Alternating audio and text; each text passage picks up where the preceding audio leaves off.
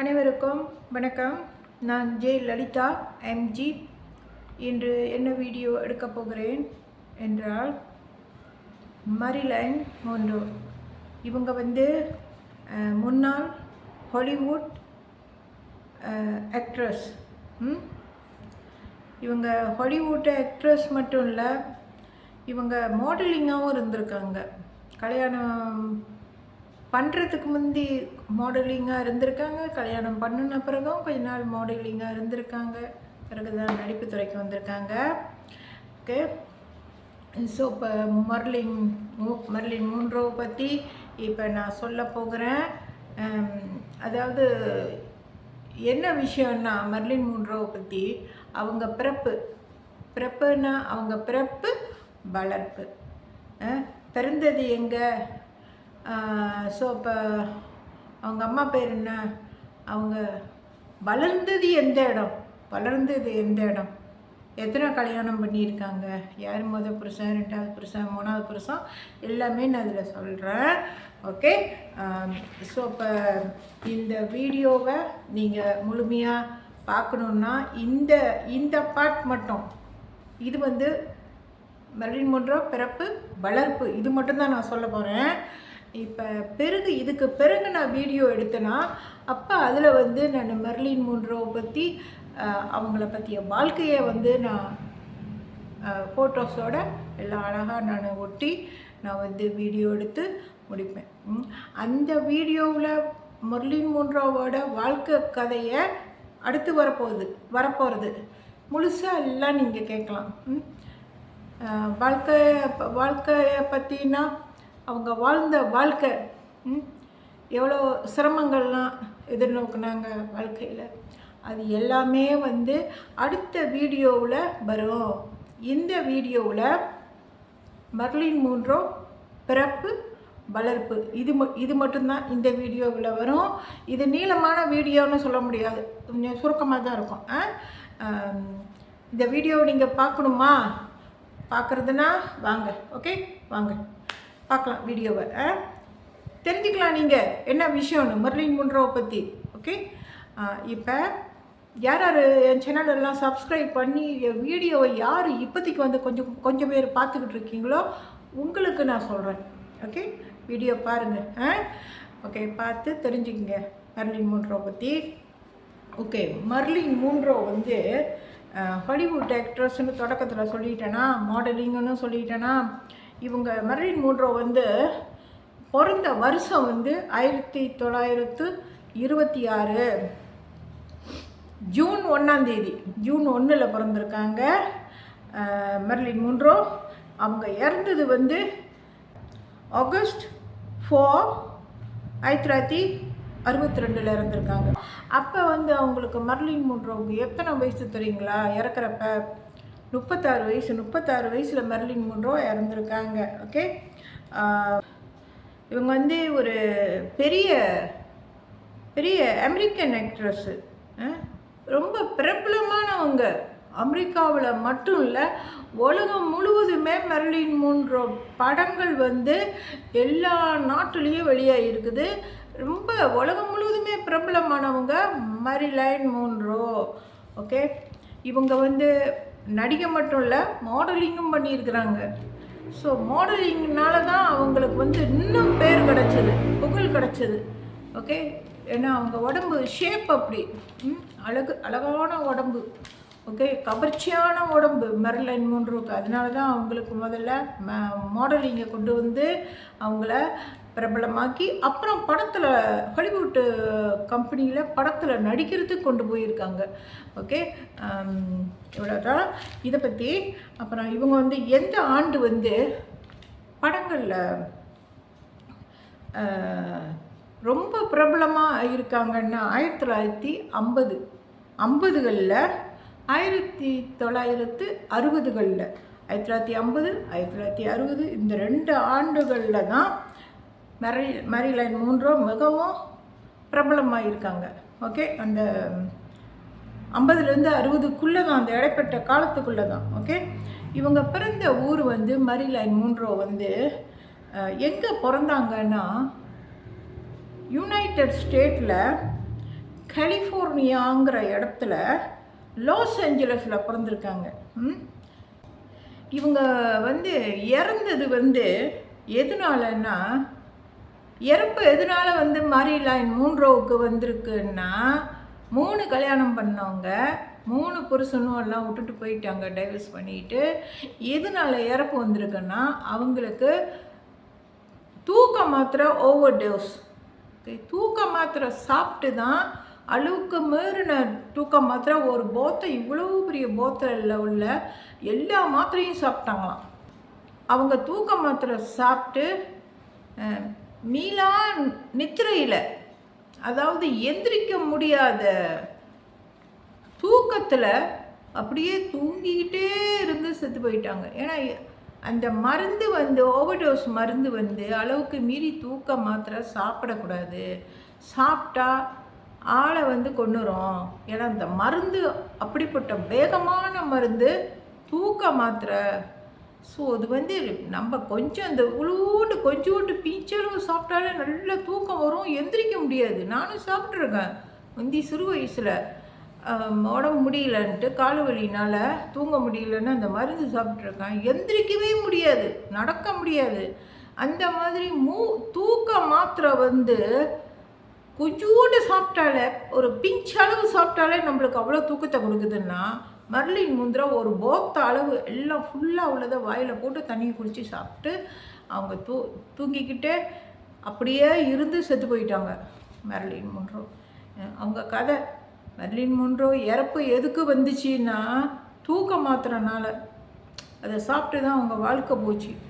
Marilyn Munro எவ்வளோ அழகி தெரியுங்களா? மர்லின் மோன்ரோ மாதிரி எந்த ஒரு நடிகையுமே அழகாக இருக்க முடியாது. எலிசபெத் டெய்லர் இருக்காங்கல்ல, நடிகை, ஹாலிவுட் நடிகை எலிசபெத் டெய்லர், அவங்களும் அழகு தான். அவங்க என்ன மற்ற ஃப்ரெண்ட்ஸ்லாம் எடுத்துக்கிட்ட ஃபோட்டோ கூட இருக்குது. அது வந்து மர்லின் மோன்ரோ ஃபோட்டோ ஆல்பத்தில், அதெல்லாம் நான் பிறகு வைப்பேன். அடுத்த வீடியோவில் இருக்குமா என்னன்னு தெரியாது. ஆனால் அதுக்கடுத்த வீடியோவில் மர்லின் மோன்ரோவோட ஃப்ரெண்ட்ஸ் ஃபோட்டோ எல்லாம் வரும். நிறைய இருக்குது என் ஃபோட்டோ ஆல்பத்தில். ஓகே. ஸோ இப்போ அவங்க வந்து இறப்பு எதனால் வந்துச்சு? தூக்க மாத்திரை சாப்பிட்டதுனால. ஓகே. அப்புறம் வந்து இவங்க வந்து மர்லின் மோன்ரோ வந்து ஹாலிவுட் கம்பெனியில் கான்ட்ராக்ட் பண்ணி இத்தனை வருஷத்துக்குன்னு நான் நடித்து கொடுக்குறேன் படத்துக்குன்னு சொல்லி கான்ட்ராக்ட் பண்ணி மர்லின் மோன்ரோ ஹாலிவுட் பட கம்பெனியில் நடிச்சிருக்காங்க. எந்தெந்த கம்பெனியில் நடிச்சிருக்காங்கன்னா, மர்லின் மோன்ரோ அந்த என்ன 20th century fox, 20th century fox அந்த கம்பெனிலையும், அப்புறம் கொலம்பியா பிக்சர்ஸ், இந்த 2 கம்பெனிலையும் கான்ட்ராக்ட் பண்ணி நடிச்சிருக்காங்க. இத்தனை வருஷத்துக்கு நான் நடித்து கொடுத்துட்றேன் படத்தில்னு எக்ரிமெண்ட் பண்ணி கான்ட்ராக்ட் பண்ணி அவங்க வந்து படத்தில் நடிச்சுக்கிட்டு இருந்திருக்கிறாங்க. ஓகே. அந்த காலம் கதெல்லாம் அப்படி தான். இந்த காலத்துலேயும் இருக்குது. இந்த காலத்துலேயும் ஹாலிவுட்டில் இருக்குது, வெள்ளைக்காரங்க நடிக்கிறது, எல்லாம் கான்ட்ராக்ட் பண்ணி நடிப்பாங்க. இத்தனை வருஷத்துக்கு நான் நடித்து கொடுக்குறேன், அதுக்கு பிறகு வந்து நான் நடிப்பேனா என்னன்னு தெரியாது அப்படின்னு எல்லாம் சொல்லி பேசி ஒப்பந்தம் பண்ணி தான் படங்களில் வெள்ளைக்காரங்க ஹாலிவுட் கம்பெனியில் நடிக்கிறதுக்கு போவாங்க. யாராக இருந்தாலும் ஆண்களும் சரி பெண்களும் சரி, வருஷம் கான்ட்ராக்ட் இருக்குது.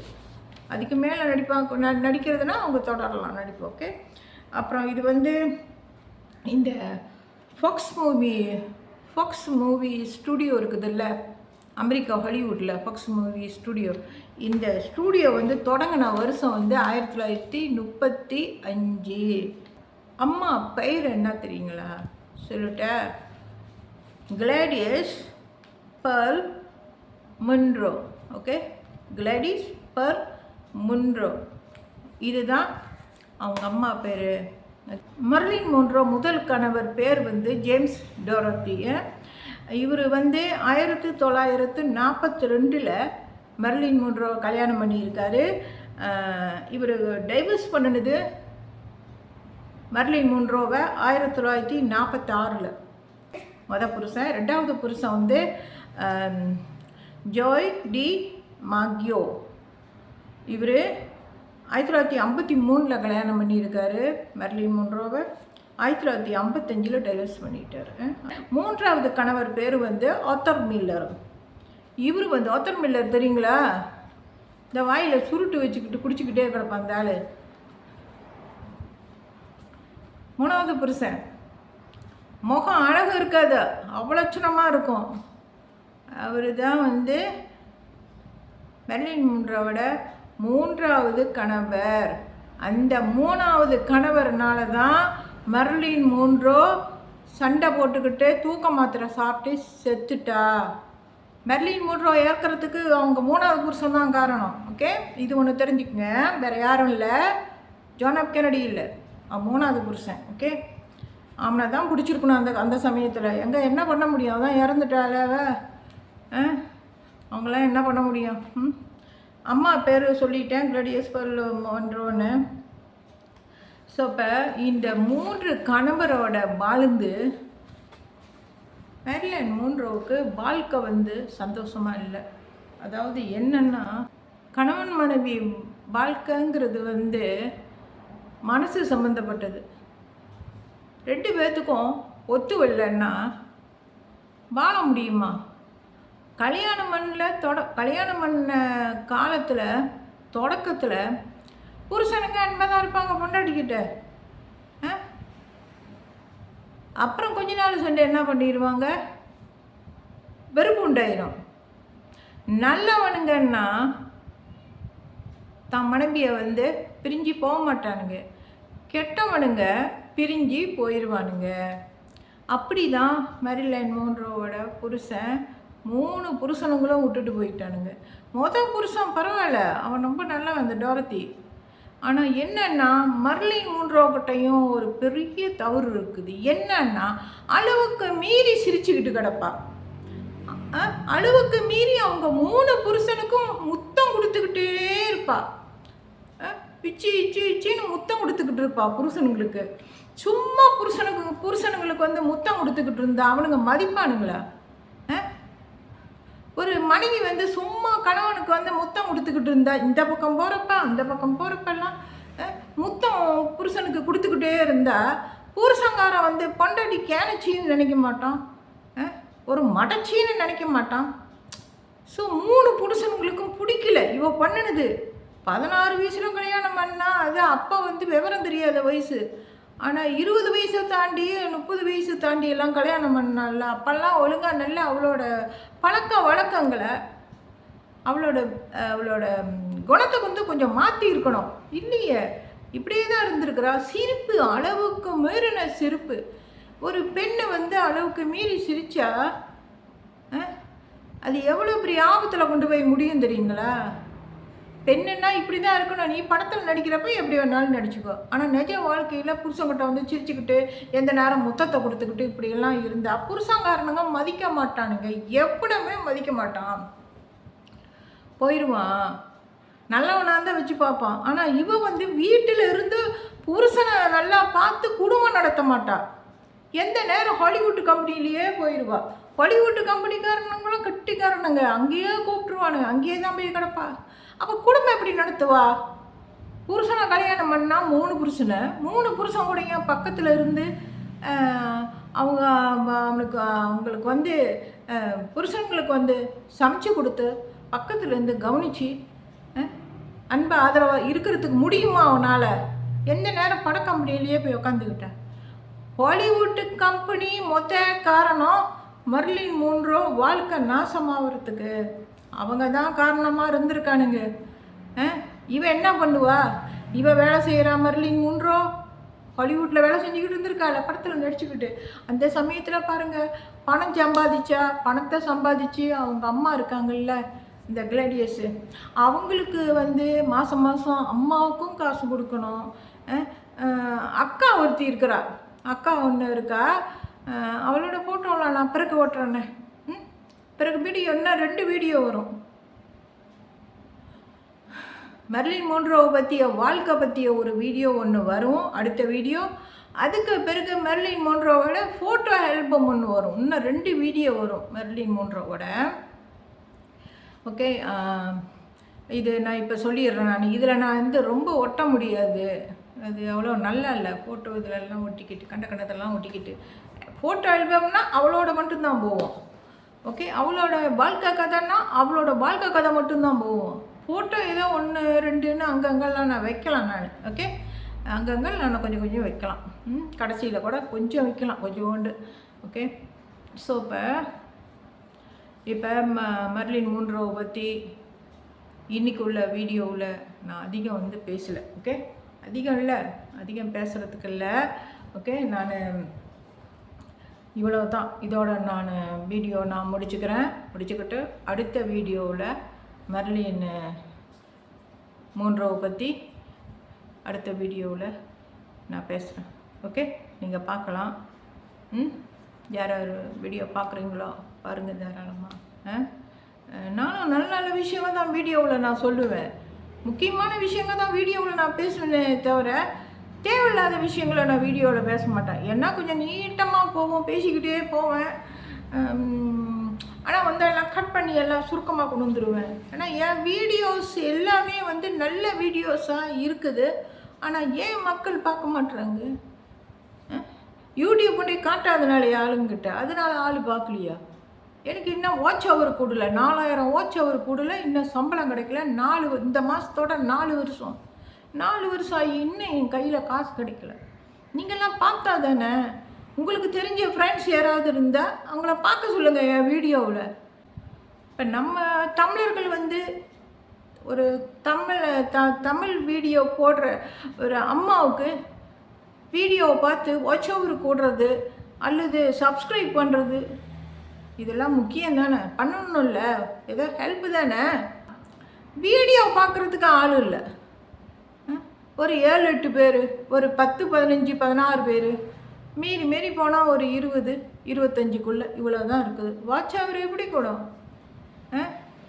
தயவு செஞ்சு இப்போ இந்த வீடியோ பார்க்குறவங்க உங்கள் ஃப்ரெண்ட்ஸுக்கிட்ட சொல்லுங்கள், இந்த வீடியோ நான் போட்டிருக்கேன். இது மட்டும் இல்லை, இதுக்கு பிறகு வர்ற வீடியோலாம் நீங்கள் வந்து எனக்கு சப்போர்ட் பண்ணால் தான், ஆதரவு தந்தால் தான் நான் வந்து தொடர்ந்து வீடியோ எடுக்க முடியும். நீங்கள் பார்க்கலன்னா என்னன்னு நான் வீடியோ எடுக்கிறது தான்? ஆளை தான் பார்க்கலையா, அப்புறம் என்னத்துக்கு வீடியோ போட்டுக்கிட்டுன்ட்டு எனக்கு மனசு சொல்லுமில்ல. பாருங்கள். ஓகே, உங்கள் ஃப்ரெண்ட்ஸுக்கிட்டெல்லாம் அறிமுகப்படுத்துங்க வீடியோ, என் சேனலை. இதனுடன் வீடியோ முடித்துக்கொண்டு விடைபெறுகிறேன். நன்றி, வணக்கம்.